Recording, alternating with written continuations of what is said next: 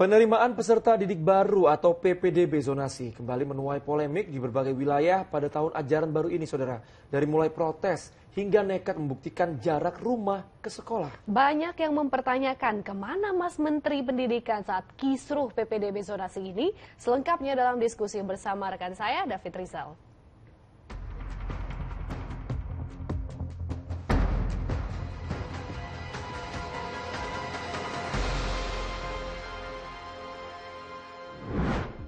Tahun ajaran baru sudah dimulai, tapi kisruh PPDB-nya belum juga usai. Orang tua maupun siswa protes nih soal sistem PPDB khususnya jalur zonasi yang banyak kecurangan. Presiden, Menko PMK, kepala daerah sudah berkomentar soal PPDB ini. Lalu bagaimana dengan Mas Menteri Pendidikannya sendiri? Kita diskusi.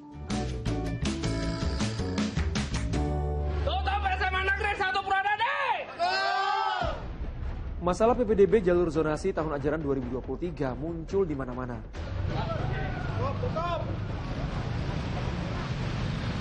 Protes demi protes dilayangkan para orang tua yang merasa anaknya diperlakukan tak adil oleh kebijakan ini. Ada juga yang sampai mengukur jarak antara rumah dan sekolah. Para orang tua ini curiga ada kecurangan di balik seleksi PPDB jalur zonasi. Aduan soal PPDB jalur zonasi ini nggak sedikit. Bahkan ada kepala daerah yang membuktikan langsung soal aduan ini. Anda mungkin ingat yang sempat viral beberapa waktu lalu saat Wali Kota Bogor Bima Arya mengecek manipulasi alamat domisili siswa. Pas alamatnya didatangi, ternyata penghuninya ini nggak kenal sama nama siswa yang nyatut alamat rumahnya. Salah satu sanksi buntut dari manipulasi domisili adalah ada 4.791 siswa yang dibatalkan pendaftarannya. Jadi rugi kan? Ada yang tak dapat sekolah karena PPDB jalur zonasi. Ada juga kisah sekolah yang tak dapat siswa karena aturan ini.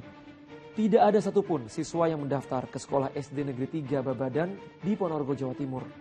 Bahkan di Semarang, Jawa Tengah, 150 dari 502 sekolah dasar negeri juga masih mengalami kekurangan siswa. Aduan demi aduan sudah masuk ke Ombudsman. Menurut Ombudsman, kecurangan di PPDB jalur zonasi ini sangat berbahaya karena anak dididik korupsi sejak dini. Tahun 2023 ini, Ombudsman kembali membuka saluran atau kanal pengaduan atau laporan masyarakat terkait dengan proses pendaftaran dan seleksi para calon pendidik baru dalam konteks PPDB. Umumnya pengaduan atau laporan ini berada pada dua jalur utama, jalur zonasi dan jalur afirmasi. Dengan kecurangan PPDB sesungguhnya menanamkan bibit kepada anak untuk menjadi pelaku kecurangan atau bahkan korupsi di masa depan. Saya berharap orang tua sungguh menyadari hal ini. Kisruh PPDB udah berulang terjadi tiap kali tahun ajaran baru dimulai, ramai di mana-mana. Masalah lapangan selalu ada. Di semua kota, kabupaten maupun provinsi ada semuanya. Jadi yang paling penting diselesaikan baik-baik di lapangan. Anak-anak kita harus diberikan ruang yang seluas-luasnya untuk memiliki pendidikan yang baik dan setinggi-tingginya. Bahwa masalah kecil-kecil banyak di lapangan, yaitu persoalannya bupati, persoalannya wali kota, persoalannya gubernur. Jangan semuanya ke presiden. Ya. Saya sudah punya data yang nggak banyak-banyak amat kasusnya itu, hanya memang menyebar hampir seluruh daerah ada kasus, dan itu kan mestinya bisa diselesaikan di masing-masing daerah, tidak perlu sampai juga setingkat pusat. Tapi nanti akan kita evaluasi lah paling terakhir.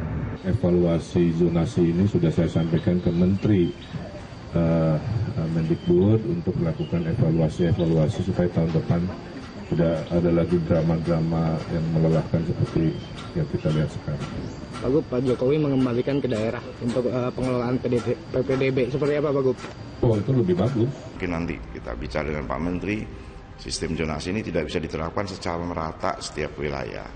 Beda-beda kondisi, mungkin di Kalimantan SMA negerinya kosong, ya, penduduknya sedikit.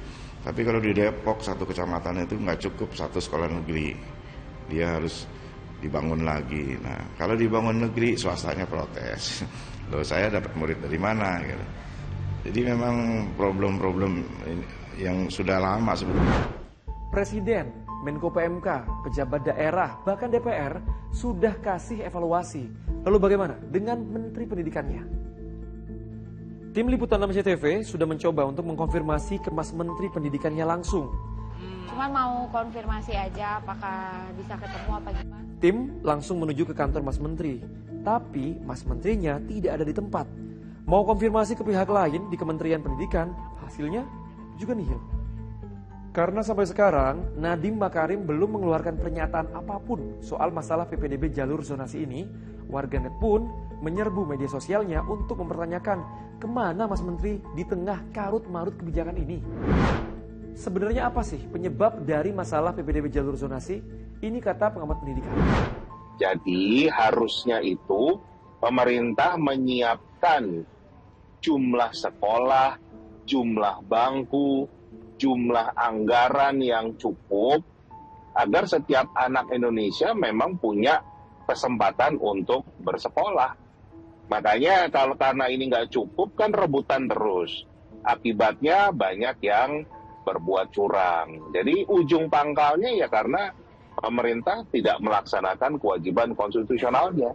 Itu yang harus dipenuhi terlebih dahulu. Ya, PPDB disinyalir bisa meratakan kualitas pendidikan di Indonesia.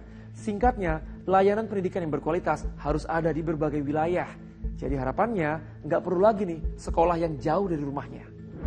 Pemerintah harus memastikan kalau kualitas di setiap sekolah itu setara, sama. Ini kan yang juga menjadi perebutan masyarakat. Ada stigma bahwa sekolah A itu lebih baik dari sekolah B. Semuanya mau masuk sekolah A. Padahal harusnya kalau sekolah itu dikelola dan dibiayai oleh pemerintah, mutunya harus sama. Kalau ada ketimpangan ini dalam sisi pengelolaan yang keliru, dan itu yang dibuat diarahkan dalam program zonasi ini, Mbak. Pelayanan publik itu kan contoh kayak kelurahan ya. Kan kita nggak mengenal ada kelurahan favorit kan. Artinya kita kalau ngurus KTP ya di zona kita di kelurahan A, yang ngurusnya di kelurahan A.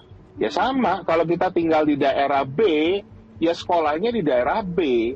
Jangan tinggalnya di Jakarta Timur tapi mau sekolahnya di Jakarta Barat.